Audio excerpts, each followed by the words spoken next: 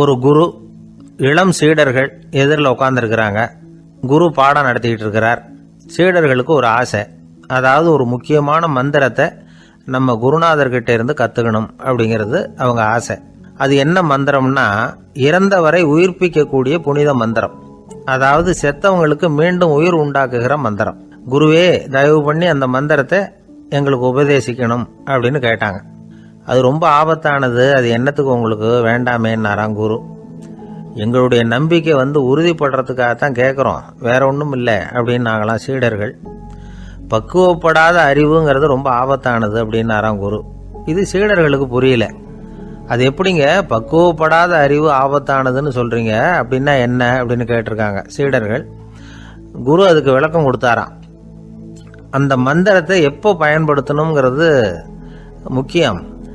அதை அறியக்கூடிய ஞானம் ஏற்படுகிற வரைக்கும் அதை தெரிஞ்சுக்காம இருக்கிறது தான் நல்லது, இல்லைன்னா ஆபத்துன்னாராம். ஆனால் அந்த சீடர்கள் அதை கேட்குற மாதிரி இல்லை, ரொம்ப பிடிவாதம் பண்ண ஆரம்பிச்சுட்டாங்க. சரி வாங்க சொல்கிறேன்னார் குரு. எல்லாரும் வந்தாங்க. அந்த புனித மந்திரத்தை அவங்களுக்கு ரகசியமாக உபதேசம் பண்ணார். உபதேசம் பண்ணிவிட்டு அவங்களுக்கு எச்சரிக்கையும் கொடுத்தார். இந்த மந்திரத்தை நல்லா ஆராய்ச்சி பார்த்ததுக்கு அப்புறம் தான் உச்சரிக்கணும், அவசரப்பட்டு எதுவும் செஞ்சிடக்கூடாது அப்படின்னு ஒரு தடவைக்கு பல தடவை எச்சரிக்கை கொடுத்தார். சரின்னு சொல்லிவிட்டு அவங்கெல்லாம் மந்திரத்தை கற்றுக்கிட்டு எழுந்திரிச்சு போயிட்டாங்க. ஒரு நாள் அந்த சீடர்கள் எல்லாம் மணற்பாங்கான இடத்துல அப்படியே நடந்து போயிட்டு இருக்கிறாங்க. ஒரு பாலைவன பகுதி மாதிரி ஒரு இடம். அங்கே ஒரு இடத்துல எலும்புகள் குவியலாக கிடந்தது. உடனே இந்த சீடர்கள் முன்ன பின்ன யோசிக்காம, தியானமும் பண்ணாம, அந்த மந்திரத்தோட பயனை சோதிச்சு பார்க்கணும் அப்படின்னு நினச்சிக்கிட்டு அந்த மந்திரத்தை உச்சரிக்க ஆரம்பிச்சிட்டாங்க. அவ்வளவுதான். உடனே என்னாச்சு தெரியுமா, அந்த எலும்புகள் எல்லாம் ஓநாய்களாக மாறி அவங்கள துரத்த ஆரம்பிச்சுட்டுது. சீடர்கள் எல்லாம் தலைதெறிக்க ஓட ஆரம்பிச்சுட்டாங்க. ஓநாய்களும் விடலை, அவங்கள துரத்தி பிடிச்சி கடிச்சு கொதற ஆரம்பிச்சுட்டுது. அப்போதான் அந்த சீடர்களுக்கு குரு சொன்ன அறிவுரையோட அர்த்தம் புரிஞ்சுது. பக்குவப்படாத அறிவு ஆபத்தானது அப்படிங்கிறது. அதனால இதுலேருந்து நாம் தெரிஞ்சுக்க வேண்டியது என்னன்னா, நாம் நம்ம அறிவை வளர்த்துக்கிட்டா மட்டும் போதாது, அந்த அறிவை எப்போ எப்படி பயன்படுத்தணும் அப்படிங்கிற பக்குவமும் நமக்கு வரணும். அப்போ தான் வாழ்க்கை நல்லபடியாக அமையும், இல்லைன்னா இடைஞ்சல் தான். இந்த காலத்தில் சில சின்ன பிள்ளைங்களுக்கே அறிவு ரொம்ப பக்குவப்பட்டிருக்குங்கிறத உணர முடியுது. ஒரு சின்ன பையன் பள்ளிக்கூடத்தில் மார்க் லிஸ்ட் கொடுத்தாங்க, வாங்கிக்கிட்டு அவசரமாக வீட்டுக்கு ஓடினான். எதிரில் வந்த ஒருத்தர் கேட்டார், என்ன அவசரம், ஏன் இப்படி வேகமாக ஓடுறேன்னார். எங்கள் அம்மா கிட்ட அடி வாங்கணும், அதுக்காக தான் ஓடுறேன்னா. அடி வாங்கிறதுக்கா இவ்வளவு அவசரம்னார் அவர். அப்படி இல்லைங்க, நான் போகிறதுக்குள்ளே எங்கள் அப்பா வீட்டுக்கு வந்துட்டாருன்னா அவர்கிட்ட அடி வாங்க வேண்டியிருக்கும், அதை அவாய்ட் பண்ணுறதுக்காக இப்படி ஓடுறேன் அப்படின்னு நானும் அந்த பையன். இந்த உலகத்தில் எல்லாருக்கும் மகிழ்ச்சி தரக்கூடிய ஒரு பொருள் எது? இது ஒரு முக்கியமான கேள்வி. இந்த கேள்விக்கு பொருத்தமான ஒரு பதிலை உங்களால் சொல்ல முடியுமா? அதாவது கொஞ்சம் யோசித்து பார்த்தா பணம்னு சொல்லலாமா? இப்போ கையில் காசு இல்லாதவங்ககிட்ட ஒரு 10 ரூபாயை கொடுத்தா அது அவனுக்கு சந்தோஷத்தை கொடுக்கும். ஏற்கனவே வருமான வரி பிரச்சனையில் சிக்கி இருக்கிறவர்கிட்ட இன்னும் கொஞ்சம் பணம் இருந்தாங்கன்னு சொல்லி கொடுத்தோம்னா அது அவருக்கு சங்கடத்தை தான் கொடுக்கும். அதனால் அந்த கேள்விக்கு பணங்கிறது பொருத்தமான பதிலாக இருக்க முடியாது. கேள்வி என்னன்னா, இந்த உலகத்தில் எல்லாருக்கும் மகிழ்ச்சி தரக்கூடிய ஒரு பொருள் எது? சரி, இனிப்புன்னு சொல்லலாமா? ஏன்னா எல்லாருக்கும் இனிக்க தானே செய்யும். அதுலேயும் ஒரு சிக்கல் இருக்குது. சர்க்கரை வியாதிகாரங்களுக்கு அது என்ன சந்தோஷத்தையாக கொடுக்கும்? ஆக எல்லாருக்கும் வேறுபாடு எதுவும் இல்லாமல் மகிழ்ச்சியை கொடுக்கக்கூடியது வேற ஏதோ ஒன்று இருக்குது. அது என்னன்னு கண்டுபிடிக்கணும். அதுதான் இன்றைக்கி தகவல். இப்போ அதை கண்டுபிடிக்கணும்னா இந்த கதையை கேட்கணும். அது என்ன கதைன்னா, ஒரு ஊரில் ஒரு ராஜா இருந்தார். அவருக்கும் இதே சந்தேகம் வந்துட்டுது. அதாவது எல்லாருக்கும் இன்பம் தரக்கூடிய பொருள் எது அப்படின்னு. இதுக்கு பதில் தெரிஞ்சுக்கிறதுக்கு ஆசைப்பட்டார். சரி, அதுக்கு என்ன செய்யலாம்னு யோசனை பண்ணார். நாட்டு மக்களுக்கு பகிரங்கமாக ஒரு அறிவிப்பு கொடுத்தார். நம்ம நாட்டு மக்கள் இன்பம் தரக்கூடிய பொருள் எதுன்னு நினைக்கிறாங்களோ அதை கொண்டுகிட்டு அரண்மனையில் உள்ள கண்காட்சி மண்டபத்தில் வைக்கலாம். அப்படி அவங்க வைக்கிற பொருள்களில் எது எல்லாருக்கும் இன்பம் தரக்கூடியதாக இருக்குமோ அதை வச்சவருக்கு 1000 பொற்காசுகள் பரிசு அப்படின்னு அறிவிப்பு கொடுத்துட்டார். ஜனங்கள் இந்த அறிவிப்பை கேட்டாங்க. அதுக்கப்புறம் சும்மா இருப்பாங்களா? 1000 பொற்காசுன்னா சும்மாவா? அவங்க கையில் என்னென்ன கிடைச்சதோ அதையெல்லாம் கொண்டாந்து அரண்மனை காட்சி மண்டபத்தில் வச்சுட்டாங்க. அதுக்கப்புறமா ராஜா அங்கே வந்தார். ஒவ்வொன்றா பார்த்துக்கிட்டே வந்தார். முதல்ல ஒரு குயில் இருந்தது, இனிமையாக பாடக்கூடிய குயில். இந்த குயிலோட இன்னிசை எல்லாருக்கும் இன்பம் தரக்கூடியது தான். இருந்தாலும் காது கேட்காதவங்களுக்கு இந்த இசை எப்படி இன்பம் தர முடியும்? அதனால் இது சரியில்லைன்னு விட்டார். அடுத்தபடியாக போனார். அங்கே என்ன வச்சுருக்குறாங்கன்னு பார்த்தா ஒரு அழகான மயில் அங்கே தோகை விரித்து ஆடிக்கிட்டு இருக்குது. இந்த மயிலோட ஆட்டம் மனசுக்கு இன்பம் தரக்கூடியது தான். இருந்தாலும் பார்வை இல்லாதவங்க இந்த ஆட்டத்தை பார்த்து ரசிக்க முடியுமா? முடியாது. அதனால் இதுவும் சரியில்லை அப்படின்னு சொல்லிவிட்டார். அதுக்கு அடுத்தபடியாக போனார். பல வகையான இனிப்பு பண்டங்களை வச்சுருந்தாங்க. பார்த்தார், வயசானவங்களுக்கும் நோயாளிகளுக்கும் இது இன்பம் தராது, துன்பம் தான் கொடுக்கும் அப்படின்னார். இப்படி ஒவ்வொன்றா பார்த்துக்கிட்டே போகிறார். அழகான மலர்கள், கனிகள், ஓவியங்கள் எதுவுமே பொருத்தமாக தெரியல. சகல பேருக்கும் இன்பம் தரக்கூடிய வகையில் எதுவும் இல்லை. கடைசியாக வந்தார். அங்கே ஒரு களிமண் பொம்மை இருந்தது. அது என்ன பொம்மை தெரியுமா? பசியால் வாடி இருக்கிற ஒருத்தருக்கு ஒரு அம்மா இனிமையாக பேசிக்கிட்டு சோறு போடுறது மாதிரி அந்த பொம்மையை செஞ்சுருந்தாங்க. அதுக்கு கீழே அன்பு அப்படின்னு எழுதியிருந்ததுதான். ராஜா பளிச்சுன்னு ஒரு முடிவுக்கு வந்தார். அந்த பொம்மையை செஞ்ச சிற்பியை வரவழைச்சார், பரிசு கொடுத்தார். அன்பு ஒன்று தான் எல்லாருக்கும் இன்பம் அளிக்கக்கூடிய பொருள். காது கேட்காதவங்களும் அதை கேட்க முடியும், பார்வை இல்லாதவங்களும் அதை பார்க்க முடியும், குழந்தைகளும் அதை உணர முடியும் அப்படின்னு அதுக்கு விளக்கம் கொடுத்தார் அந்த மன்னர்.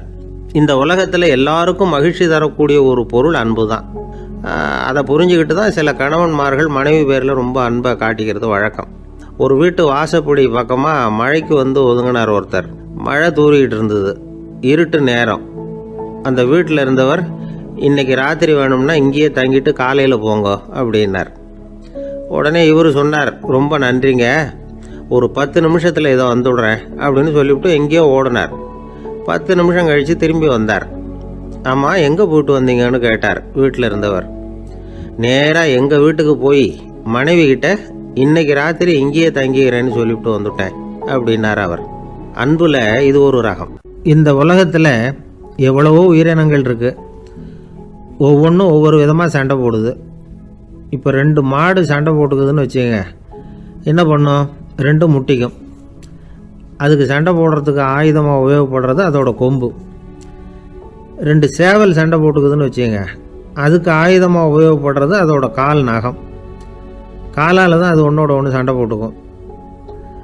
ஆனால் 2 மனுஷன் சண்டை போட்டுக்கிறான்னு வச்சுக்கோங்க, இவன் இன்னதை தான் ஆயுதமாக உபயோகப்படுத்துவான்னு குறிப்பிட்டு சொல்ல முடியாது. கல்லை எடுப்பான், கத்தி எடுப்பான், துப்பாக்கி எடுப்பான், என்ன வேணாலும் பண்ணுவான். வாயால் திட்டுவான், கையால் அடிப்பான், காலால் உதைப்பான், சகலகலாக வல்லவன். விலங்குகள்லாம் பொதுவாக வாயை சாப்பிட்றதுக்கு மட்டும்தான் உபயோகப்படுத்துது. ஆனால் இவனுக்கு சாப்பிட்றதுக்கும் அதுதான், சாப்பிட்டு விட்டு திட்டுறதுக்கும் அதுதான். ஆனால் ஒரு விஷயத்தில் மட்டும் கெட்டிக்கிறேன். அதாவது நாம் சண்டை போட்டுக்கிட்டாலும் பரவாயில்லை, கோழிகள் சண்டை போடாமல் இருக்கணும் அப்படின்னு ஆசைப்படுறான். எதுக்காக? கோழிகள் சண்டை போடாமல் இருந்தால் நிறைய முட்டைகள் போடுமா, அதுக்காக தான் இந்த அக்கறை. கோழி பண்ணை வச்சிருக்கிறவங்களுக்கு இது ஒரு பெரிய பிரச்சனை. அதாவது பண்ணையில் இருக்கிற கோழிகளுக்குள்ளே அடிக்கடி சண்டை வந்துடும். அதனால் முட்டை உற்பத்தி குறைஞ்சிரும். சரி, இதுக்கு என்ன பண்ணுறது? பண்ணையில் போய் உட்காந்துக்கிட்டு தினமும் பஞ்சாயத்து பேசிகிட்டு இருக்க முடியுமா? அமெரிக்காவில் கோழி பண்ணை வச்சிருக்கிற ஒருத்தர் இதை பற்றி யோசனை பண்ணி பார்த்தாராம். ஒரு வழியையும் கண்டுபிடிச்சிருக்கார். கோழிக்கெல்லாம் மூக்கு கண்ணாடி மாட்டி விட்டுட்டோம்னா அது சண்டை போடுற குணம் குறைஞ்சிரும், முட்டை அதிகமாகிடும். அந்த கண்ணாடியில் உள்ள லென்ஸு சிவப்பு நிறத்தில் இருக்கணும், அவ்வளவுதான் அப்படின்னு அவர் கண்டுபிடிச்சாராம். இது ஏற்கனவே நடைமுறையில் கண்டுபிடிக்கப்பட்ட ஒரு விஷயம். ஆனால் எல்லா கோழிக்கும் சிவப்பு மூக்கு கண்ணாடி எப்படி மாட்டி விடுறது? அப்படியே மாட்டி விட்டாலும் அது நழுவாமல் இருக்கணுமே. இப்போ நாமெல்லாம் நடு விரலால் மூக்கு கண்ணாடி நடுவில் தொட்டு அப்படி ஸ்டைலாக சரி பண்ணிக்கிறோம். அது மாதிரி கோழி எப்படி சரி பண்ணிக்கும்? இதுதான் பிரச்சனை. இதுக்கு அவர் என்ன வழி கண்டுபிடிச்சாருன்னா, கோழிக்கெல்லாம் மூக்கு கண்ணாடிக்கு பதிலாக விழியொட்டு வில்லைகள், கான்டாக்ட் லென்ஸ், அதை பொருத்தி விட்டா என்ன அப்படின்னு யோசனை பண்ணார். அதே மாதிரி பண்ணார். அதே மாதிரி செஞ்சு பார்த்தார், வெற்றி. அதுக்கப்புறம் கோழியெல்லாம் சண்டை போட்டுக்கலையாம், சமாதான பிரியர்கள் ஆகிட்டு தான். கோழிகளுக்கு இயல்பாகவே சண்டை போடுற குணம் உண்டு. ஆனால் அதோட கண்ணுக்கு பார்க்குற பொருள்லாம் ரோஜா நிறத்துலையோ அல்லது இன்னும் சொல்ல போனால் அழுத்தமான சிவப்பு நிறத்துலையோ தெரிஞ்சதுன்னா சண்டை போடுற குணம் குறைஞ்சிருதான். அந்த சமயத்தில் அது அதிகமாகவும் முட்டையிட ஆரம்பிச்சுடுதான். அதே நேரத்தில் இறை எடுக்கிறத கூட குறைச்சிக்குதான். இது ஏன் இப்படி பண்ணுதுங்கிறது விஞ்ஞானிகளுக்கு இன்னமும் புரியலையா. எப்படியோ அமெரிக்க கோழிகள்லாம் கான்டாக்ட் லென்ஸ் பொருத்திக்க ஆரம்பித்தாச்சு. கோழி கழுத்தை பிடிச்சிக்கிட்டு ஒரு சில வினாடிகளில் அதை பொருத்தி போடுறாங்களாம். கோழியோட ஆயுள் பூரா அது அப்படியே இருக்குமா. பண்ணையில் முட்டை உற்பத்தி குறைஞ்சா இது மாதிரி விஞ்ஞானபூர்வமாக பரிகாரம் தேடுறது தான் நல்லது. நமக்கு வேண்டியப்பட்ட ஒருத்தர் அவர் ஒரு கோழி பண்ணை வச்சுருந்தார். அந்த பண்ணையில் பாதி கோழி திடீர்னு செத்து போச்சு. உடனே ஒரு கால்நடை மருத்துவர்கிட்ட போக வேண்டியது தானே. அங்கே போகல. உள்ளூரில் மந்திரம் பண்ணிகிட்டு இருந்த ஒரு சாமியார்கிட்ட போனார். அவர் காலில் விழுந்தார். சாமி, என் பண்ணையில் பாதி கோழி செத்து போட்டுதுன்னார். சாமியார் யோசனை பண்ணார். சரி, பண்ணையில் வாசப்படி கிழக்கு பக்கமாக வச்சுருக்கியா மேற்கு பக்கமாக வச்சுருக்கியான்னு கேட்டார். கிழக்கு பக்கமாக இருக்குன்னார் அவர். அதுதான் தப்பு, மேற்கு பக்கமாக அதை மாற்று சரியாக போடும்னாராம்.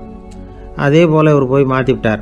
அப்பவும் பாதி செத்து போச்சு. மறுபடியும் சொன்னார், சாமி மறுபடியும் பாதி கோழி செத்து போட்டுதேன்னார். சரி, கூரை எப்படி போட்டிருக்க, ஓடு போட்டிருக்கியா இல்லை கீத்து போட்டிருக்கியான்னார்.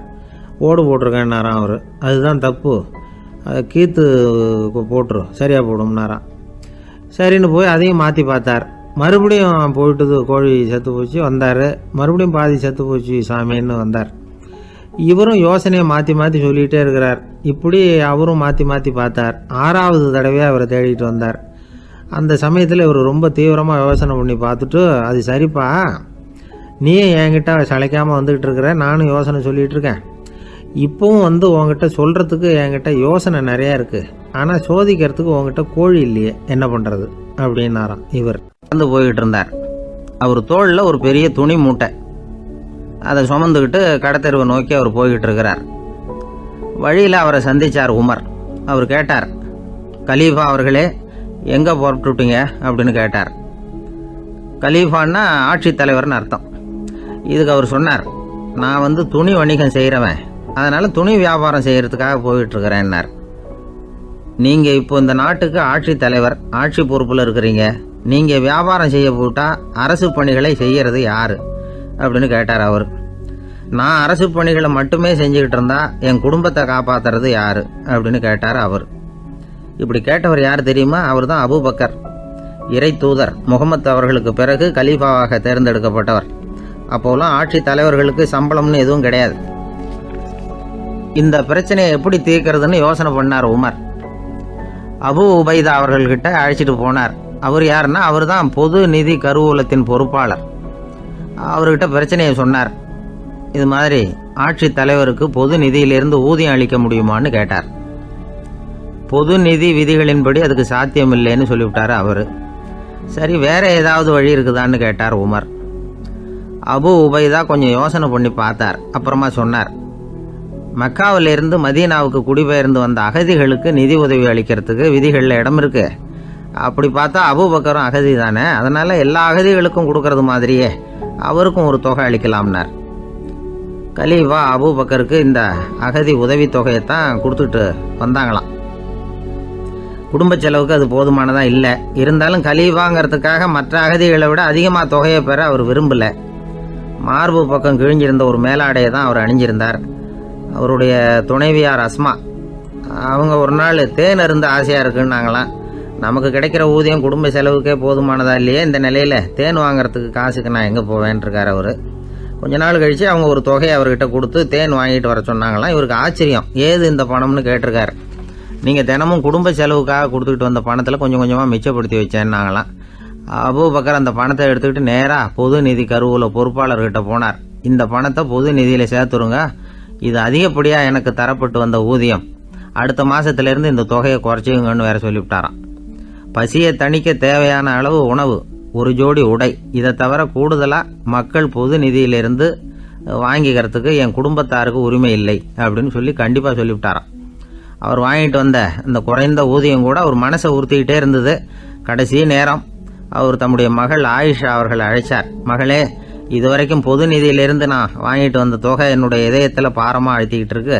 என் தோட்டத்தை விற்று அதில் வர்ற பணத்திலிருந்து நான் இதுவரைக்கும் வாங்கிட்டு வந்த ஊதிய தொகையை கணக்கு போட்டு பொது நிதியில் சேர்த்துடு அப்படின்னாராம். பதவி ஏற்கிறதுக்கு முன்னாடி தன்கிட்ட இருந்ததை விட இப்போ கூடுதலாக என்ன சொத்து இருக்குன்னு பார்த்துருக்கார். ஒரு ஒட்டகம், ஒரு கோப்பை, ஒரு பணியாள். இதையும் அடுத்தபடியாக கலீஃபாவா வர்றவர்கிட்ட ஒப்படைச்சிருங்க அப்படின்னு விட்டாராம். அதே மாதிரி அடுத்து வந்த உமர்கிட்ட ஒப்படைச்சாங்க. அப்போ உமர் சொன்னாராம், அபூபக்கரே, இந்த முன்மாதிரியால் உங்களுக்கு பிறகு இந்த ஆட்சி பொறுப்பை ஏற்கிறவர்களை பெரும் நெருக்கடிக்கு ஆளாகி விட்டீங்க அப்படின்னு சொல்லி ரொம்ப கண் கலங்கினாராம். கடைசியாக அபூபக்கர் தன்னுடைய குடும்பத்தாருக்கு விட்டு சென்ற சொத்து ஒரு படுக்கை விரிப்பு, ஒரு போர்வை, அவ்வளவுதான். இது சிந்திக்க வேண்டிய ஒரு செய்தி. ஒரு ஊரில் ஒரு மன்னர் இருந்தாராம். அமைச்சர் அவர்கிட்ட சொன்னாராம், மன்னா, நம்ம ராஜ்யத்தில் இனிமே லஞ்ச ஊழலே இருக்காதுன்னாராம். ஆஹா, அப்படின்னா ஊழல் பேர் வழிகளையெல்லாம் நாடு கடத்தியாச்சா அப்படின்னு கேட்டிருக்காரு மன்னர். இதுக்கு அவர், அப்படி இல்லைங்க, இனிமே கொடுக்கறதுக்கு ஜனங்கள்கிட்ட பணமே இல்லை அப்படின்னாராம். ஒரு நண்பர் இருக்கார். எப்போ பார்த்தாலும் கையில் ஒரு புத்தகம் இருக்கும். புத்தகம் இல்லாமல் எங்கேயும் புறப்பட மாட்டார். எதுக்காக இப்படி எடுத்துகிட்டு போகிறீங்க அப்படின்னு கேட்டால், எனக்கு இது ஒரு நல்ல நண்பன் மாதிரி. இந்த காலத்தில் எங்கே போனாலும் காத்திருக்க வேண்டியிருக்கு. அது மாதிரி சமயத்தில் நான் நண்பன் கூட பேசிக்கிட்டு இருப்பேன் அப்படிம்பாரான். ஒருத்தர் ஒரு பெரிய அரச பதவியில் இருந்தார்.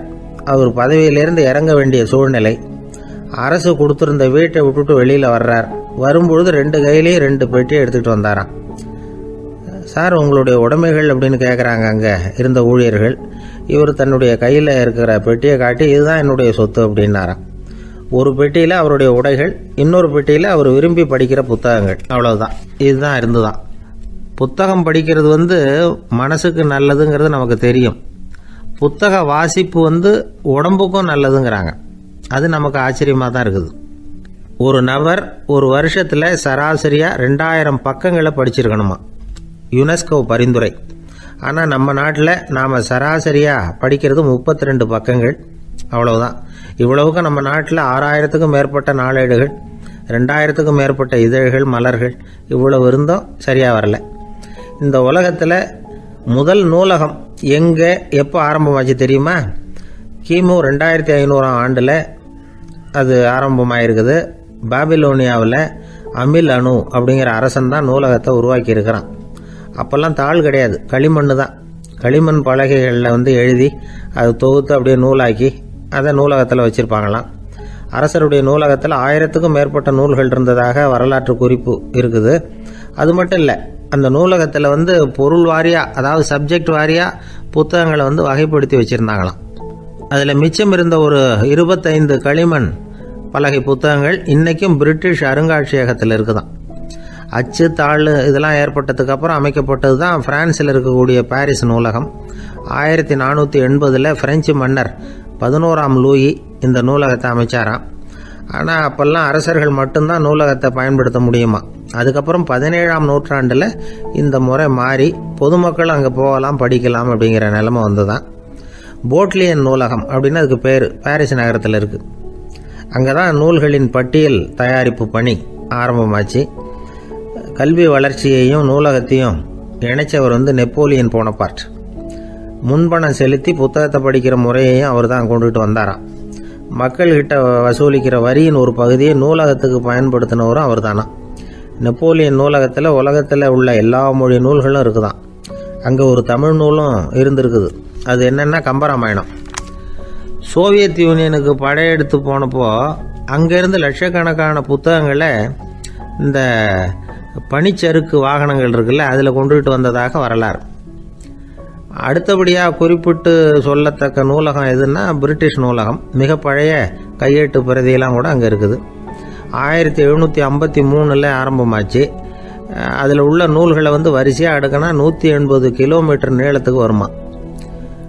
மிகப்பெரிய நூலகம் அமெரிக்க தலைநகர் வாஷிங்டனில் இருக்குதான். இந்தியாவை பொறுத்த வரைக்கும் பெரிய பழைய நூலகம் எதுன்னா கல்கத்தா நூலகம். எல்லா இந்திய மொழி நூல்களும் இங்கே உண்டு.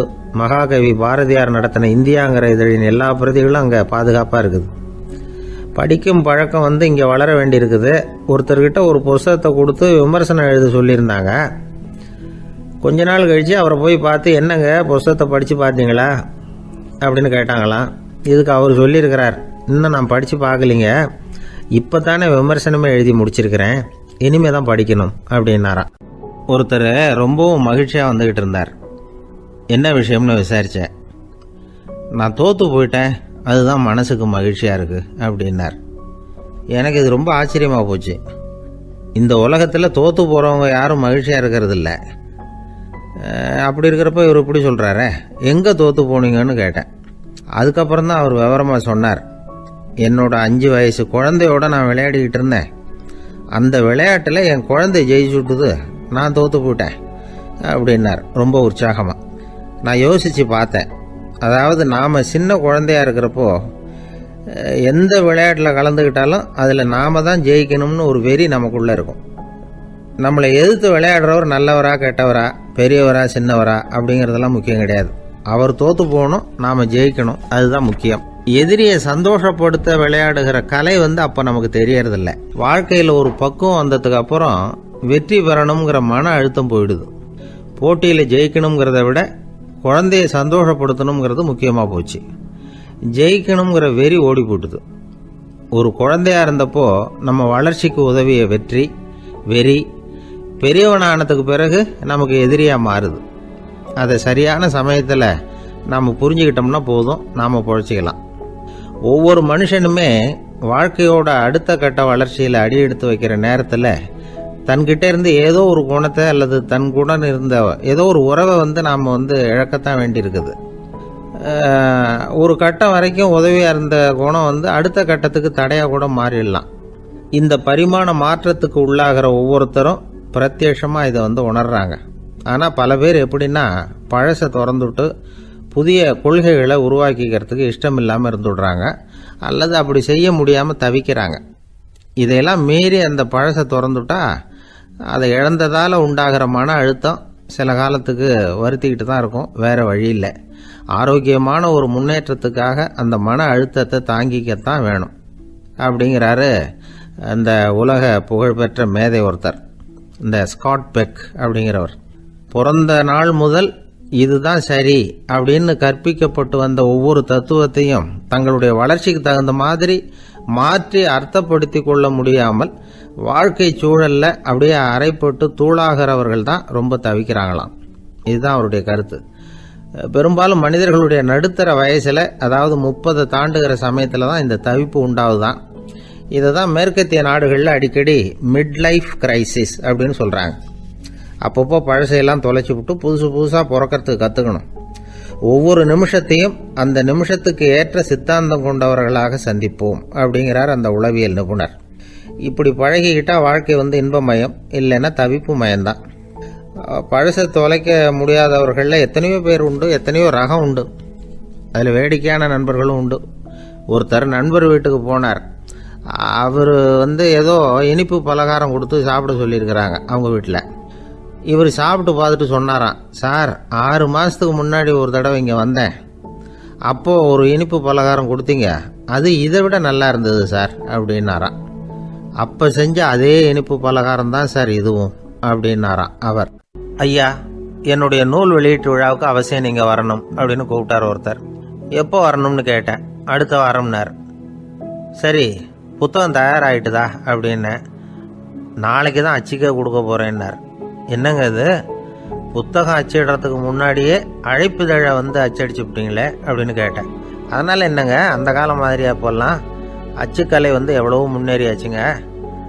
லைனோ type, mono type, photo type, laser, இப்படி என்னென்னமோ வந்தாச்சு.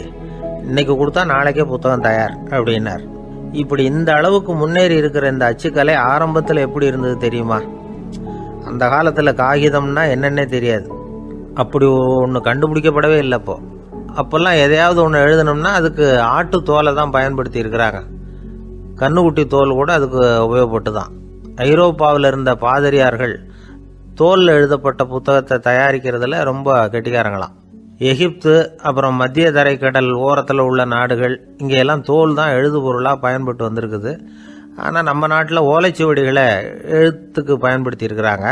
எழுதுறதுக்கு தோலை பயன்படுத்தினவங்க பிறகு பேப்பரைஸ் அப்படிங்கிற கோரை புல்லை அதுக்கு பயன்படுத்தினாங்களாம்.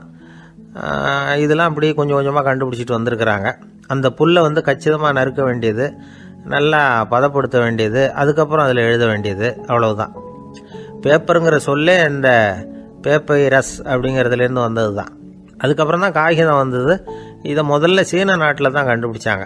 அது வந்த பிறகு அச்சு எந்திரம் கண்டுபிடிக்க வேண்டிய அவசியம் ஏற்பட்டது. அதை கண்டுபிடிச்சவர் ஜெர்மானிய அறிவியல் அறிஞர் ஜான் கூட்டன்பர்க். அச்சு கலைக்கு அடித்தளம் அமைச்சவர் அவர் தான்.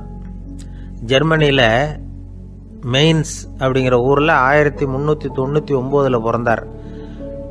அவரோட மாமன் ஒருத்தர் உலோக வேலையில் வல்லவர். அவர்கிட்ட அந்த வேலையை கற்றுக்கிட்டார். அதோட வைர கற்களை வந்து பட்டை தீட்டுறதுலையும் ரொம்ப தேர்ச்சி பெற்றிருந்தார். இளம் வயசுலேயே சும்மா இருக்க மாட்டாராம். எதை செஞ்சாலும் அதை திறமையாக செய்வாராம். அவர் தான் முதல்ல மர அச்சு எழுத்துக்களை உருவாக்கினார். அது மேலே மை தடவி பிரதிகள் எடுத்தார். அதுக்கப்புறம் உலோக எழுத்துக்கள், முதல்ல காரியம், அப்புறம் இரும்பு, அப்புறம் கலப்பு உலோகம், பிறகு அச்சடிக்கிறதுக்கு எந்திரம் ஒன்றையும் உருவாக்கினார். முதல்ல பைபிள் அச்சடித்தார். 1468 அவர் இறந்து போனார். 16ஆம் நூற்றாண்டில் மேலை நாடுகளிலிருந்து மர எழுத்துக்களை கொண்டுகிட்டு வந்து தமிழ்நாட்டில் கிறிஸ்துவ நூல்களை அச்சிட்டாங்க. அப்போல்லாம் வந்து அச்சகங்கள் வந்து போதிய அளவுக்கு இங்கே இல்லை. அதுக்கு என்ன காரணம்னா, இந்தியர்கள் வந்து அச்சகங்களை நடத்தக்கூடாது அப்படின்னு சட்டம். 1835 வரைக்கும் அந்த சட்டம் வந்து நடைமுறையில் இருந்தது. இந்த நிலைமையில் அங்கேயும் இங்கேயுமா 1-2 அச்சகங்கள் ஆரம்பமாச்சு. 1713 தரங்கம்பாடியில் லூத்தரன் மிஷன் அச்சகம், அதே ஆண்டில் சென்னையில் SPCK அச்சகம். இது ரெண்டும் தான் இந்தியாவில் முதல்ல தொடங்கப்பட்ட அச்சகங்கள். ஆட்டுத்தோல்லையும் ஓலைச்சுவடியிலையும் எழுதப்பட்ட எழுத்துக்கள் இன்னைக்கு எங்கேயோ போயிட்டுது. ஆனால் நம்ம ஊரில் எழுத்தாளர்கள் நிலைமை தான் ஒன்றும் சொல்லிக்கிறது மாதிரி இல்லை. நம்ம ஆள் ஒருத்தர் சொன்னார், சார் நான் சொந்தத்தில் ஒரு அச்சாபீஸ் வச்சுருந்தேன், இப்போவும் வச்சுருக்கிறேன். அதனால் என்னுடைய படைப்புகளை புத்தகமாக வெளியிடுறதுல எனக்கு ஒன்றும் கஷ்டம் இல்லை. வருஷத்துக்கு ஒரு புத்தகம் எழுதி வெளியிட்டுருவேன். 15 வருஷமாக இலக்கிய உலகத்துக்கு இப்படி சேவை செஞ்சுக்கிட்டு வர்றேன். ஆனால் இந்த வருஷம்தான் வாசகர்கள் வந்து எனக்கு பாராட்டு விழா நடத்தி இருக்கிறாங்க அப்படின்னார். இந்த வருஷம் அப்படி என்ன விசேஷம் அப்படின்னு கேட்டோம். இந்த வருஷம்தான் நான் எந்த புத்தகம் எழுதி வெளியிடாமல் இருந்தேன், அதுக்காகத்தான் எனக்கு இந்த பாராட்டு விழா அப்படின்னார். ஊருக்கு வெளியில் அமைதியான ஒரு இடம், அங்கே ஒரு ஆசிரமம், அங்கே ஒரு சாமியார். அவர் தினமும் நல்ல போதனைகள்லாம் செய்வார். பல பேர் போய் அங்கேயே சில நாள் தங்கி இருந்து அவர் சொல்கிற அறிவுரைகளை எல்லாம் கேட்டுக்கிட்டு வர்றது வழக்கம். ஒரு தடவை அவரை பார்த்துட்டு போகிறதுக்காக 3 வெளியூர் தம்பதிகள் வந்தாங்களாம். அந்த மடத்திலேயே சாப்பிட்டுக்கிட்டு தங்கி இருந்து அவங்களுடைய போதனைகளை கேட்டுக்கிட்டு போகணுங்கிறது அவங்க நோக்கம். காலையில் குளிச்சுட்டு பூஜையில் உட்காந்தார் அந்த சுவாமி. இவங்களும் குளிச்சுட்டு அந்த பூஜையை பார்க்கறதுக்காக அவர் முன்னாடி வந்து உட்காந்தாங்க. பூஜை ஆரம்பமாச்சு. சம்பிரதாயப்படி அது ரொம்ப நேரம் நடந்துக்கிட்டே இருக்குது. இவங்களுக்கு நல்ல பசி இருந்தாலும் இந்த நேரத்தில் அதை எப்படி வெளியில் காட்டிக்கிறது? பேசாமல் இருந்தாங்க. அந்த சுவாமி பூஜையை முடித்தார். அதுக்கப்புறம் பேச ஆரம்பித்தார். பேச்சு அருமையாக தான் இருந்தது, அமிர்தமாக தான் இருந்தது. இருந்தாலும் இவங்களுக்கு இருக்கிற வயிற்று பசி அதை சரியாக கவனிக்க விடலை. அந்த சுவாமியே இதை கவனிச்சதா தெரியல. இவங்களுக்கு மனசுக்குள்ள ஒரு எண்ணம், உள்ளே சாப்பாடு தயாராகிட்டு இருக்கும் போல இருக்கு, இந்த பேச்சு முடிஞ்சது நம்மளை உள்ளே அழைச்சிட்டு போய் சாப்பாடு போடுவாங்கன்னு நினைக்கிறோம் அப்படின்னு இவங்களாம் நினச்சிக்கிட்டாங்க. ஆனால் சுவாமி இதை பற்றி எதுவுமே பேசலை, கண்டுக்கலை. ஒரு அம்மாவால் அதுக்கு மேலே சும்மா இருக்க முடியுமா? முடியல. சாப்பாட்டை கவனிக்கலாமா அப்படின்னு சொல்லி மெதுவாக ஆரம்பித்தாங்க. ஓ கவனிக்கலாமே அப்படின்னு உள்ளே அழைச்சிட்டு போனார் சுவாமி. இவங்க ரொம்ப அவசரமாக எழுந்திருச்சு உள்ளே ஓடினாங்க. அங்கே ஒரு மேஜை மேலே ஒரு கிண்ணம் மூடி இருந்தது. ஓ இதுதான் சாப்பாட்டு மேஜை போல இருக்கு, இங்கே சாப்பாடு வந்துடும் அப்படின்னு நினச்சாங்க. உடனே போய் சுற்றி உட்காந்துக்கிட்டாங்க. சுவாமி அந்த கிண்ணத்தை எடுத்து அந்த அம்மா கிட்ட கொடுத்தார். அவங்க அதை வாங்கி மூடியை திறந்து பார்க்குறாங்க. உள்ளே ஒரு சாவி இருக்குது. ஓ சரிதான், இது சமையலறை சாவி போல இருக்கு, அங்கே போய் அதை திறந்து சாப்பாட்டை நாமே எடுத்துக்கிட்டு வந்து இங்கே வச்சுக்கிட்டு சாப்பிடணும் போல இருக்கு அப்படின்னு நினச்சாங்க. சாவி இருக்கு இல்லையா, வாங்க பூட்டு நிறையா காட்டுறேன் அப்படின்னு சுவாமி அவங்கள அழைச்சிட்டு போனார், காட்டினார். இவங்க அந்த அறையை ரொம்ப அவளோடு திறந்தாங்க. உள்ளே பார்த்தா அங்கே அரிசி, பருப்பு, விதவிதமான காய்கறி எல்லாம் இருக்குது.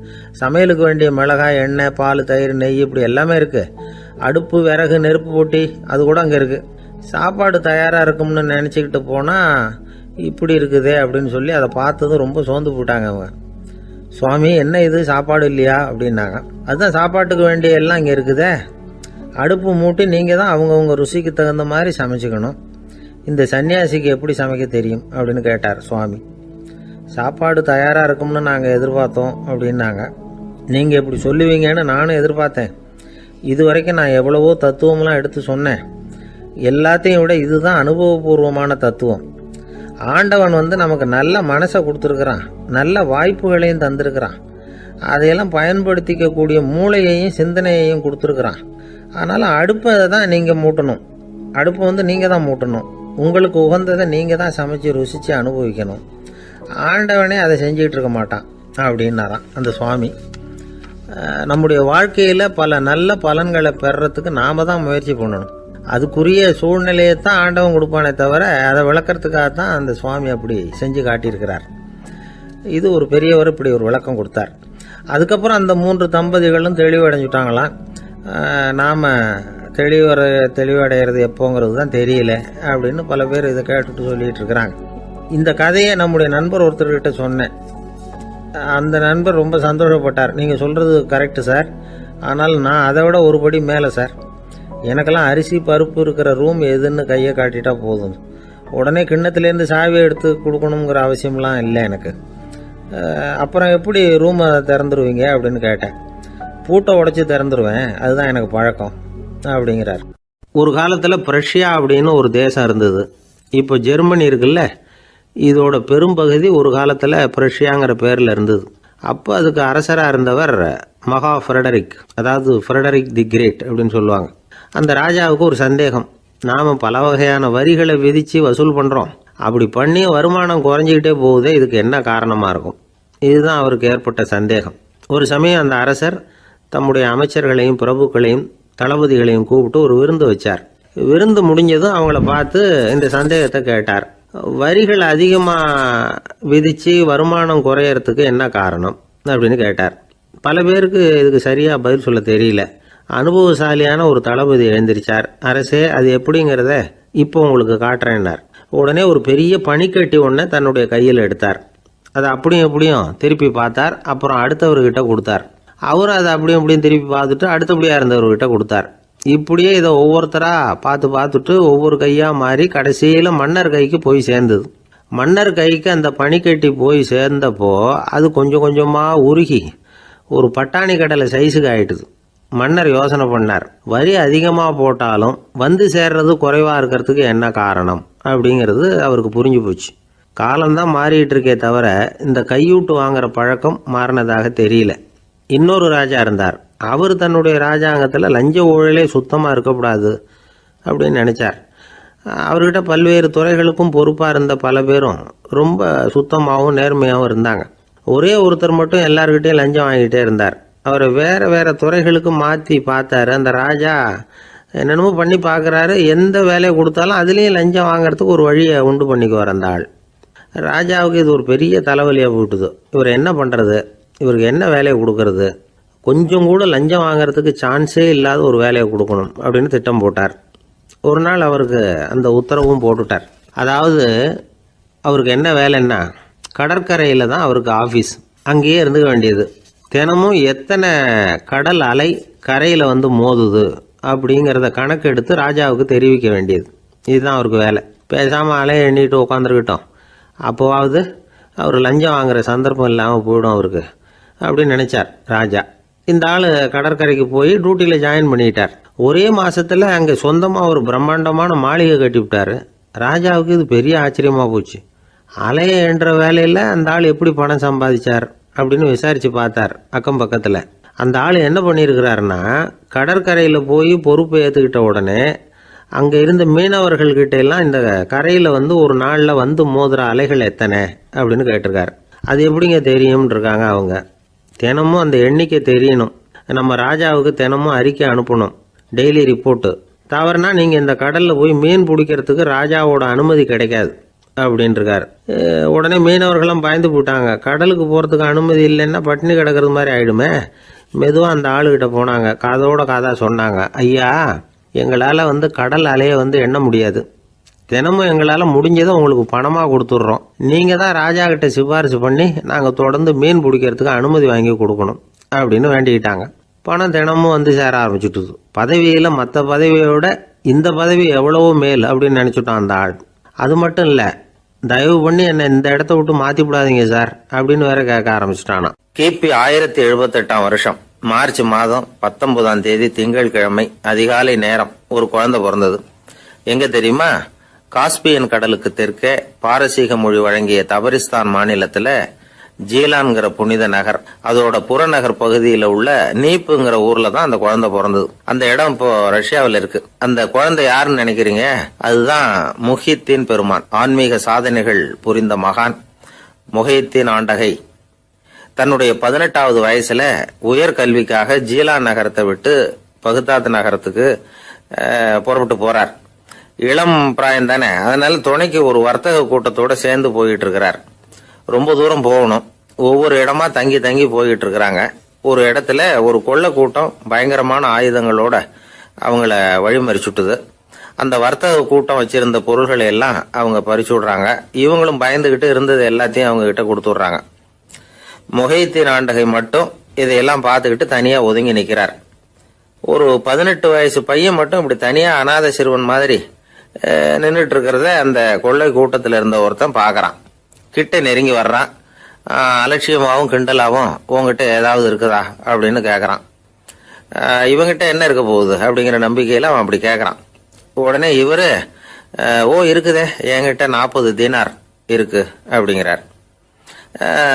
இப்படி சொல்லியும் அந்த கொள்ளைக்காரனுக்கு நம்பிக்கை வரல.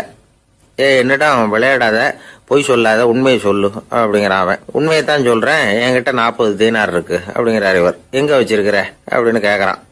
சட்டையின் விழாப்புறத்துல உள்ள பகுதியில அதை வச்சு தச்சிருக்கிறாங்க அப்படின்னு உண்மையை சொல்றார். உடனே கொள்ளை கூட்ட தலைவன் அதை கத்தியால கீறிப்பார் அப்படின்னு உத்தரவு போடுறான். அந்த சட்டையை கிழிக்கிறாங்க. உள்ள இருந்து 40 பொற்காசுகளும் பொல பொலன்னு கீழே கொட்டுச்சு. அதை பார்த்த உடனே அந்த கொள்ளை கூட்ட தலைவன் மலைச்சு போய் நின்னுட்டான். காசை பார்த்துட்டு அவன் மலைச்சு போகல, பொய் பேசாத அந்த பையனோட நேர்மையை பார்த்துட்டு அவன் அப்படி நின்னான். மெதுவா அந்த பையன் கிட்ட வந்தான். ஏன்பா, நீ என்ன பணக்கார குடும்பமா அப்படின்னு கேட்டான். அப்படிலாம் இல்ல, எனக்கு அப்பா இல்ல, அம்மா மட்டும்தான் உண்டு. எங்க அப்பா எனக்குன்னு விட்டு போன சொத்தே இந்த 40 தீனார் தான் அப்படின்னாரு இவர். அப்படி இருந்துமா உண்மை பேசணும்னு ஆசைப்பட்டேன். என்கிட்ட ஒண்ணும் இல்லைன்னு ஒரு வார்த்தை சொன்ன உன்னை விட்டுருப்போமே அப்படின்னா அவன். அப்படி இல்லைங்க, நான் இறைவன் திருநாமத்தை அறியக்கூடிய கல்வி ஞானத்துக்காக இப்ப போயிட்டு இருக்கிறேன். இறைவன் திருநாமத்தை உச்சரிக்க வேண்டிய நாவால பொய் பேசக்கூடாதுன்னு எங்க அம்மா சொல்லியிருக்கிறாங்க. அதனால நான் எப்பவுமே பொய் சொல்ல மாட்டேன் அப்படின்னு என்னுடைய தாய்க்கு வாக்கு கொடுத்திருக்கிறேன் அப்படின்னார் அவர். முஹைத்தீன் பெருமான் வார்த்தைகளை கேட்ட அந்த கொள்ளையர்கள் மனம் திருந்தி நல்லவங்களா ஆயிடுறாங்க. அந்த கொள்ளையர் தலைவன் பிற்காலத்துல ஒரு பெரிய மகான் ஆயிடுறார். பெரியவர்கள் வாழ்க்கையில நடக்கிற இது மாதிரி சம்பவங்கள் தான் நாம நல்ல விதமா வாழறதுக்கு துணையா இருக்கும். அந்த காலத்துல கொள்ளையர்களே பெரியவங்க செயலை பார்த்து மனம் திருந்தி இருக்கிறாங்க. இந்த காலத்துல யார் இப்படி இருக்கிறா? இந்த காலத்துல மகான் ஒருத்தரை பார்த்தேன், எனக்கு வேண்டியப்பட்ட மகான். ஏங்க, நீங்களும் மகான் ஆகிறதுக்கு முன்னாடி கொள்ளை அடிச்சுட்டு இருந்தீங்களா அப்படின்னு கேட்டேன். அவர் மெதுவா கண்ணை திறந்து என்ன நிமிந்து பார்த்தார். அப்படி இல்லப்பா, நான் கொள்ளை அடிக்கிறதுக்காகத்தான் மகானாவே ஆகி இருக்கிறேன் அப்படின்னு சொல்லிவிட்டு மறுபடியும் கண்ணை மூடிட்டார். 21ஆம் வருஷம் செப்டம்பர் மாசம் 22ஆம் தேதி மதுரை மேலமாசி வீதியில உள்ள ஒரு வீடு. அங்க அன்னைக்கு நடந்த ஒரு அற்புத நிகழ்ச்சி பின்னாடி உலக மக்களை எல்லாம் ஆச்சரியப்பட வச்சுது. இந்திய வரலாற்றிலேயே அது ஒரு முக்கியமான நிகழ்ச்சி. உலக மக்கள் கவனமெல்லாம் காந்திஜியின் பக்கம் திரும்புறதுக்கு காரணமா இருந்த நிகழ்ச்சி அது. கதர் துணி பிரச்சாரத்துக்காக காந்திஜி மதுரைக்கு வந்திருந்தார். சென்னை துணி வணிகர் சங்கத்தின் துணைத் தலைவர் ஒருத்தர் இருந்தார், ராம்ஜி கல்யாண் சேட்ஜி. அவருடைய வீடு மதுரை மேலமாசி வீதியில் இருந்தது. அந்த வீட்டில் தான் காந்திஜி தங்கியிருந்தார். அப்போது வயலுக்கு போகிற உழவர்கள்லாம் சின்ன சின்ன துண்டை இடுப்பில் கட்டிக்கிட்டு கலப்பையை தூக்கிக்கிட்டு தெருவில் நடந்து போகிறத கவனிச்சார். ஏற்கனவே சேலத்துக்கு தெற்க பல பகுதிகளில் ஆண்களும் பெண்களும் அறகுறை ஆடைகளோட உழைச்சிக்கிட்டு இருக்கிறத கண்ணால் கண்டிருக்கிறார் அவர்.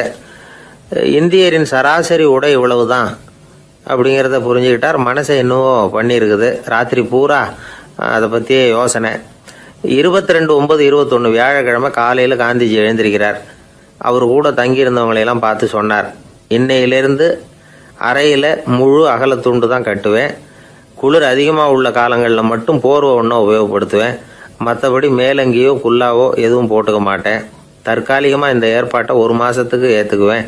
அதுக்கு பிறகு உசிதம் போல எண்ணி பார்த்து முடிவு பண்ணுவேன் அப்படின்னார். அவருடைய குரல் உறுதியாக இருந்துதான். உடனே செயலில் இறங்கினார். தம்முடைய 10 முழ வேட்டி, மேலங்கி, உள் சட்டை, குல்லா எல்லாத்தையும் களைஞ்சார். வேட்டியிலிருந்து ஒரு 4 முழ துணியை எடுத்துக்கிட்டார். இதுக்கு உதவி செஞ்சவர் அன்னைக்கு விருதுநகரில் பிரபல தொண்டராக இருந்த பழனிக்குமார பிள்ளை. வெட்டி எடுத்த துண்டை நீள வாக்கில் ரெட்டையாக மடித்தார். அதை இடுப்பில் துண்டு மாதிரி கட்டிக்கிட்டார். தலையில் சின்ன உச்சி குடுமி, அறையில் சின்ன துண்டு. அண்ணல் காந்தி ஆண்டி கோலத்தில் காட்சி அளிக்கிறார். கூட இருந்தவங்கள பார்த்து காரைக்குடிக்கு புறப்படலாமே அப்படின்னார். அவர் நண்பர்களும் சீடர்களும் திகைச்சு போய் நிற்கிறாங்க. இந்த விரதம் நிரந்தரமாக ஆயிடுமோங்கிற பயம் அவங்களுக்கு. எப்படியோ இந்த விவரம் ராஜாஜிக்கும் அன்னைக்கு பிரபலமாக விளங்கின தேசபக்தர் டாக்டர் TSS ராஜனுக்கும் எட்டுச்சு. உடனே 2 பேரும் ஓடி வந்தாங்க. வேண்டாமே இந்த கோலம் அப்படின்னாங்க. காந்திஜி தன்னுடைய முடிவில் உறுதியாக இருந்தார். ராஜாஜி என்னென்னமோ வாதமெல்லாம் பண்ணி பார்த்தார். உங்களுடைய வாதத்துக்கு என்னால் பதில் சொல்ல முடியல, இருந்தாலும் நான் செய்கிறது தான் சரிங்கிறதுல எனக்கு சந்தேகம் இல்லை. இன்னைக்கு அதிகாலை 3 மணி இருக்கும். நான் ஓரளவு விழிச்சுக்கிட்டேன். அதாவது உறக்கமும் விழிப்புமா இருந்த நிலையில எனக்கு இந்த எண்ணம் உண்டாச்சு. இது என்னுடைய அந்தராத்மாவின் ஆணை, அதை என்னால் மீற முடியாது அப்படின்னு சொல்லிவிட்டாராம் காந்திஜி. கதர் பிரச்சாரத்துக்காக காரைக்குடிக்கு கிளம்பினார். வாசல்ல 4 மோட்டார் வண்டிகள் காத்துக்கிட்டு இருந்தது. வீதியில் 2 பக்கமும் ஜனங்கள். காந்திஜி இடுப்பு துணியோட மோட்டார் வண்டியில் ஏறினார். நண்பர்களும் சீடர்களும் மக்களும் உடல் சிலிர்க்க அந்த காட்சியை பார்க்குறாங்க. மோட்டார் வண்டி நகர ஆரம்பிக்குது. எப்பேற்பட்ட காட்சி அது!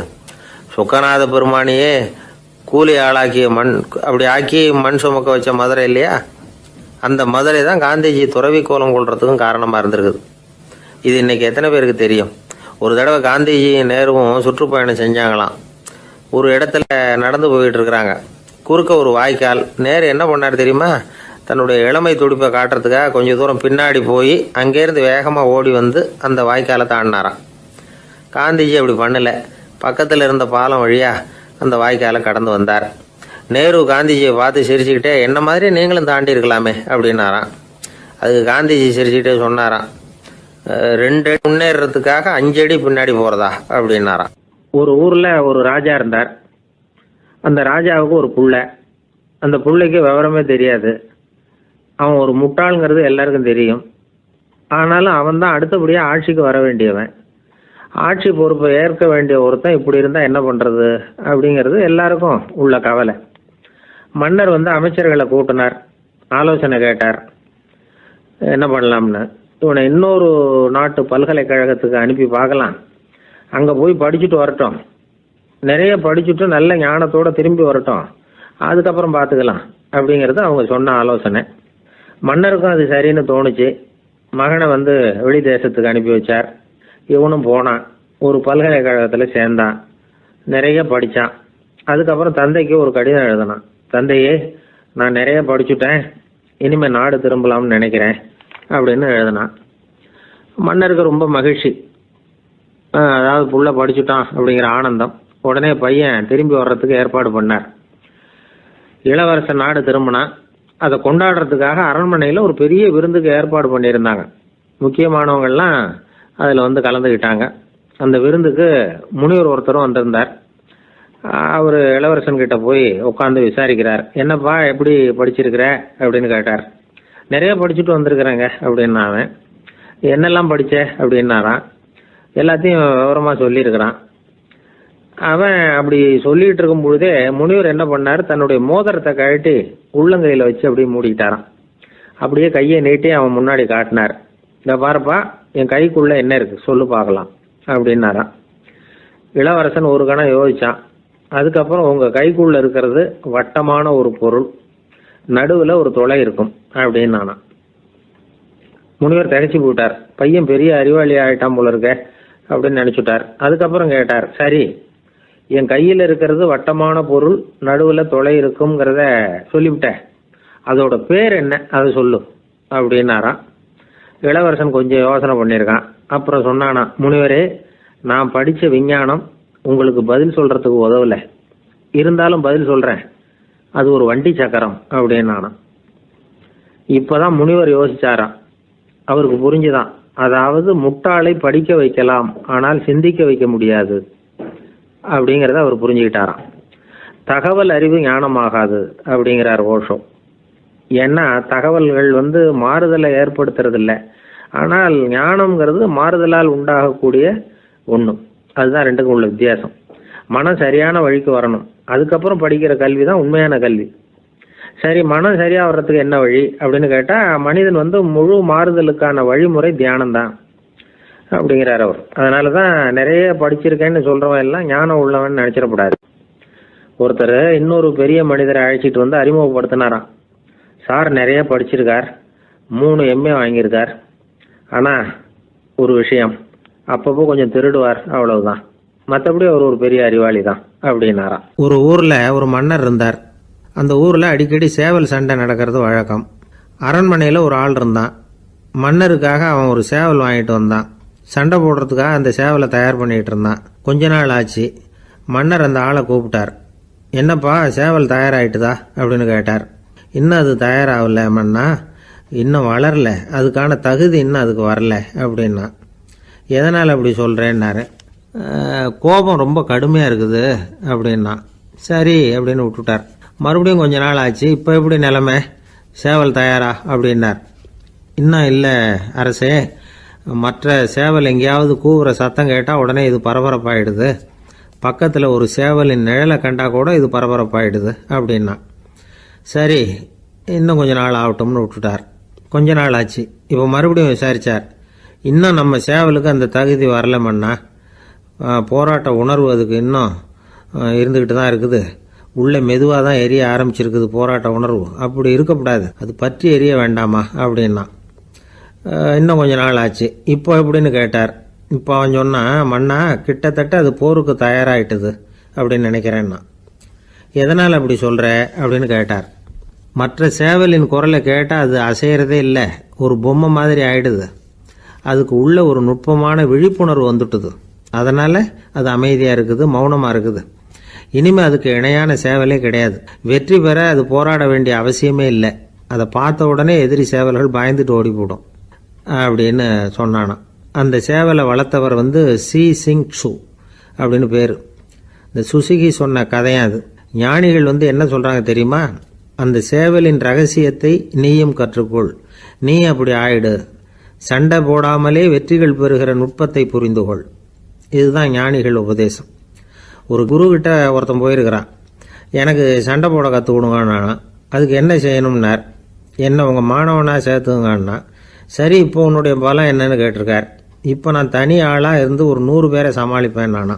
சரி அப்படின்னா என்னுடைய மாணவனாக உன்னை சேர்த்துக்கிறேன்ருக்கார். சேர்த்துக்கிட்டார். 6 மாதம் பயிற்சி கொடுத்தார். அதுக்கப்புறம் இவனை கூப்பிட்டு கேட்டார், இப்போ உன்னுடைய திறமை எவ்வளவுன்னு. இப்போ நான் தனி ஆளாக இருந்து ஒரு 50 பேரை சமாளிப்பேன் நானா. இன்னும் உனக்கு பயிற்சி தேவைன்னாராம். தொடர்ந்து சில நுட்பங்களை எல்லாம் சொல்லி கொடுத்துருக்கிறார். 1 வருஷம் ஆச்சு. எல்லாத்தையும் கற்றுக் கொடுத்துட்டார். அப்புறம் கூப்பிட்டு கேட்டார், இப்போ உன்னுடைய திறமை எப்படிப்பா, எதிரிகள் எத்தனை பேரை உன்னால் சமாளிக்க முடியும்னாராம். அவன் சொன்னான், ஐயா எதிரிகளின் பலம் என்னங்கிறத புரிஞ்சிக்காம அதை நான் சொல்ல முடியாதுன்னு நானும். இனிமேல் உனக்கு பயிற்சி தேவையில்லை, போயிட்டு வான்னு அனுப்பி வச்சுட்டாரான். ஒரு உண்மையை நாம் புரிஞ்சுக்கணும். அதாவது அடிக்கிறதுக்கு நமக்கு துணிச்சல் தேவையில்லை, அடிக்காமல் இருக்கிறதுக்கு தான் துணிச்சல் தேவை.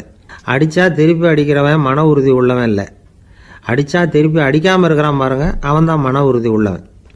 ஒருத்தன் தலை திரிக்க வேகமாக ஓடிக்கிட்டு இருந்தான். நான் எங்கடா ஓடுற அப்படின்னா, எதுக்க வந்தவன், ஒரு சண்டையை நிறுத்தத்தான் இப்படி ஓடுறேன் அப்படின்ட்டுருக்கான். யாருக்கும் சண்டை, எனக்கும் இன்னொரு ஆளுக்கும் சண்டை அப்படின்னு நானா. அவன் எது ரொம்பவும் கஷ்டமான காரியம் அப்படின்னு கேட்டார் ஒருத்தர்.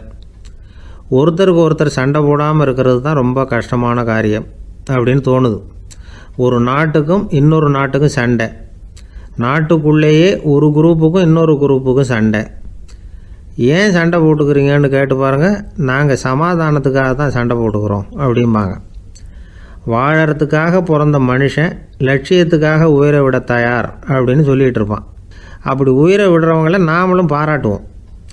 ஆனால் ஒன்றுமில்லாத விஷயங்களுக்கெல்லாம் சண்டை போடுறவங்களெல்லாம், அப்படிப்பட்டவங்களையும் சரி உயிரை விடுறவங்களையும் சரி என்னென்னு சொல்கிறது, யுத்தங்களாலேயும் சண்டைகளாலேயும் நாம் அடையிறது என்னங்கிறது ஒரு பக்கம் இருக்கட்டும், இழக்கிறது என்ன தெரியுமா, ஏராளமான உயிர்கள். ரத்தம் சிந்துறதுக்கு நான் தயார் அப்படின்னு மார்தட்டி சொல்லலாம். ஆனால் ரத்தம் சிந்தினா உயிர் காத்துக்கிட்டு இருக்க தயார் இல்லை. அதாவது உயிர் நமக்காக காத்துக்கிட்டு இருக்க தயார் இல்லை. இழக்கிற ரத்தத்தை ஈடுகட்டினா தான் உயிரை காப்பாற்ற முடியும். அதனால் இது சம்மந்தமாக ஆராய்ச்சி செய்கிற கட்டாயம் ஏற்பட்டு போச்சு. அதோட விளைவாக புதுசாக ஒன்றை கண்டுபிடிச்சிருக்கிறாங்க. அதுதான் செயற்கை ரத்த பொடி. இப்போ இந்த திடீர் சாம்பார் பொடி, திடீர் ரசப்பொடி, திடீர் காப்பி பொடி இப்படிலாம் சொல்கிறோம்ல, அது மாதிரி இது திடீர் ரத்த பொடி. இஸ்ரேல் ஒரு சின்ன நாடு, மக்கள் தொகை குறைச்சல், அதோட போர்கள் வேறு. அதனால் காயம்பட்டவங்களை காப்பாற்றியே தீர வேண்டிய கட்டாயம். காப்பாற்றணும்னா ரத்த இழப்பை தடுக்கணும். அப்படின்னா உடனடியாக புது ரத்தம் செலுத்தி ஆகணும். திடீர்னு ரத்தம் வேணும்னா எங்கே போகிறது? அதுவும் கிடைக்கிற ரத்தம் சேர்கிற குரூப்பாக இருக்கணும். ஒரு வேடிக்கை பார்த்தீங்களா, நான் வேறு குரூப்பு நீ வேறு குரூப்புன்னு இவன் சண்டை போடுறான். இதில் அடிபட்டவனுக்கு ரத்தம் கொடுக்க போனால் அதுலேயும் அது வேறு குரூப்பாக இருக்குது. அது ரத்தமும் வேறு வேறு குரூப்புன்னு சொல்லிகிட்டு இருக்குது. எந்த குரூப்பு ரத்தம் வேணும், அது உடனடியாக கிடைக்கலன்னா என்ன பண்ணுறது? இப்படிப்பட்ட கஷ்டம்லாம் நமக்கு வந்துடுது. இதுக்காக தான் விஞ்ஞானிகள் இந்த ரத்த பொடியை கண்டுபிடிச்சிருக்கிறாங்க. அதாவது ஒரு ஆள் அடிபட்டு போட்டான்னு வச்சுங்களேன், அவனுக்கு ரத்தம் கிடைக்கல, உடனே என்ன பண்ணலாம்? இந்த சுத்தப்படுத்தப்பட்ட தண்ணீரை கொஞ்சம் எடுத்துக்க வேண்டியது, அதில் இந்த ரத்த பொடியை கரைக்க வேண்டியது. இப்போ இந்த செயற்கை ரத்தம் வந்து தயாராகிட்டுது. இதை அந்த ஆள் உடம்புல ஏற்றி விட்டுற வேண்டியது. இயற்கையாக நம்ம உடம்பில் இருக்கிற ரத்தம் என்னென்ன வேலை செய்யுதோ அதே வேலையை இதுவும் செய்யும். அதாவது ஆக்சிஜனை உடம்புல எல்லா இடத்துக்கும் எடுத்துகிட்டு போகுது. அந்த வேலையை இந்த செயற்கை ரத்தமும் செஞ்சுருது. ஆனால் ஒரு விஷயம், இந்த செயற்கை ரத்தம் ஒரு அவசரத்துக்கு தான் உபயோகப்படுத்தலாம், ஒரு முதல் உதவி மாதிரி. அதை அப்படியே நிரந்தரமாக விட்டுற முடியாது.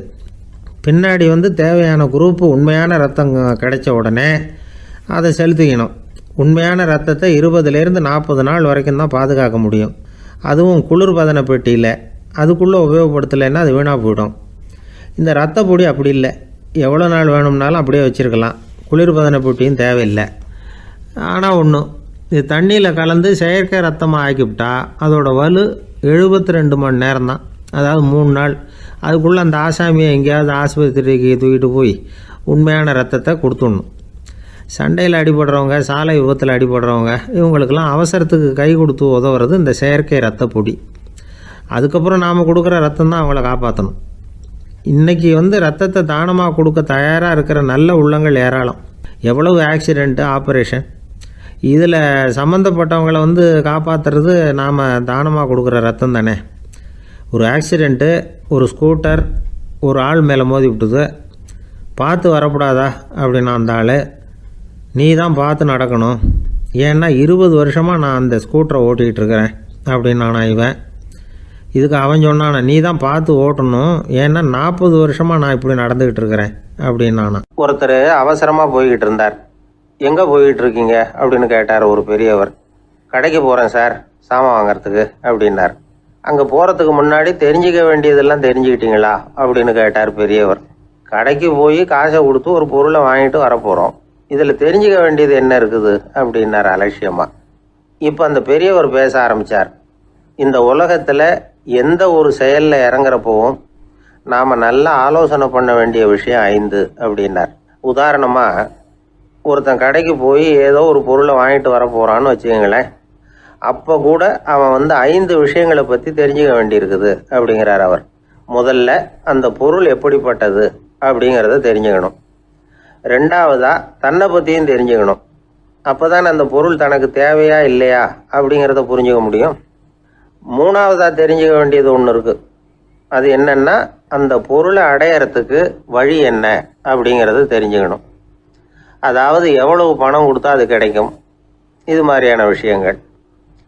4வதாக அந்த பொருளை அடையிறது மூலமாக நாம் அடையக்கூடிய பயன் என்ன அப்படிங்கிறதையும் உணரணும். 5வது, அந்த பொருளை அடையிறதுல இருக்கக்கூடிய தடை எது அப்படிங்கிறதையும் நாம் தெரிஞ்சுக்கணும். பெரியவர் பேசுறது ஏதோ தத்துவம் மாதிரி தெரியுது இல்லையா? தத்துவம் தான். அதாவது இப்படி உலகியல் வாழ்க்கையில் சின்ன சின்ன விஷயங்கள்லேயே நாம் 5 விஷயங்களை தெரிஞ்சுக்க வேண்டி இருக்குது. அது ரொம்ப அவசியமாக இருக்குது. பேரின்ப நிலைன்னு சொல்கிறாங்கல்ல, அது மாதிரி பெரிய சமாச்சாரங்கள்லேயும் இந்த 5 விஷயங்களை நாம் தெரிஞ்சுக்க வேண்டியிருக்குது. அதுக்கு பேர் என்னன்னா அர்த்த பஞ்சகம். வைணவ சமயத்தில் அர்த்த பஞ்சகம்ங்கிறது ரொம்ப பெரிய விஷயம். கடைக்கு போகிறது மாதிரி கடவுளை பார்க்க போகிறப்போ நாம் 5 விஷயங்களை தெரிஞ்சுக்கணுமா. முதல்ல பரம்பொருள் அப்படிங்கிறது என்ன, அதோட தன்மைகள் என்ன, இதை தெரிஞ்சுக்கணும். இதுக்கு பேர் என்னன்னா பரமாத்ம ஸ்வரூபம் அப்படின்னு பேர். 2வது, நாம் யார், நம்மோட தன்மை என்ன அப்படிங்கிறத தெரிஞ்சுக்கணும். நான் யாருன்னு எனக்கே தெரியலங்கிறப்போ இதை நான் சொல்கிறேன்னு இது என்னுடையதுன்னு சொல்கிறது தப்பு தானே. அப்புறம் 3வது விஷயம், பரம்பொருளை நாம் அடையிறதுக்கு வழி எது, இதை தெரிஞ்சுக்கணும். இது வந்து உபாய ஸ்வரூபம் அப்படின்னு பேர். 4வது விஷயம், நாம் அடைய வேண்டிய பயன்கள் என்ன அப்படிங்கிறத தெரிஞ்சுக்கிறது. இதுக்கு புருஷார்த்தம் அப்படின்னு பேர். 5வது, அந்த பயனை வந்து அடைய விடாமல் தடுக்கிற தடைகள் யாவை அப்படிங்கிறத தெரிஞ்சுக்கிறது. இது வந்து விரோதி ஸ்வரூபம். இதைத்தான் தடையியல் அப்படின்னு சொல்கிறாங்க. அதாவது பரமாத்மாவை பற்றிய அறிவு, ஜீவாத்மாவை பற்றிய அறிவு, உபாயம் பற்றிய அறிவு, புருஷார்த்தம் பற்றிய அறிவு, இந்த 4 அறிவுக்கும் எதிரடையா, அதாவது அதையெல்லாம் தப்பாக புரிஞ்சுக்கிறதால உண்டாகக்கூடிய அறிவு விரோதி சொரூபம். என்ன இது தகவலில் ஏதாவது கதை சொல்லுவீங்கன்னு பார்த்தா ஏதோ தத்துவம் பேசிகிட்டு இருக்கிறீங்களே அப்படின்னு நினைக்கலாம். இதுவும் தெரிஞ்சுக்க வேண்டிய ஒரு பெரிய விஷயந்தான். காதில் போட்டு வச்சா எப்போவாவது உபயோகப்படும். என்னுடைய நண்பர் ஒருத்தர் ஒரு நாள் என்கிட்ட சொன்னார், சார் அடுத்த மாதம் தஞ்சாவூரில் ஒரு கல்யாணம், போகிறதா வேண்டாமா அப்படின்னு ஒரே குழப்பமாக இருக்குது அப்படின்னார். நான் உடனே இந்த அர்த்த பஞ்சக உபதேசம் பண்ண ஆரம்பித்தேன். அவர் எல்லாத்தையும் பொறுமையாக கேட்டுவிட்டு, சரி சார் நான் போகிறதுன்னு முடிவு பண்ணிவிட்டேன்னார். எப்படி இந்த முடிவுக்கு வந்தீங்க அப்படின்னு கேட்டேன். அவர் சொன்னார், சார் அந்த 2வது பாயிண்ட் ஒன்று சொன்னீங்களே, அதை புரிஞ்சுக்கிட்டதுக்கு அப்புறம்தான் இந்த முடிவுக்கு வந்தேன் அப்படின்னார். என்ன 2வது பாயிண்ட்டுன்னு? அதாவது தன்னை பற்றி புரிஞ்சுக்கணும் அப்படின்னு சொன்னீங்க. உடனே என்னை பற்றி புரிஞ்சுக்கிட்டேன், நான் யாருங்கிறது எனக்கு தெரிஞ்சுது. உடனே போகிறது தான் நல்லது.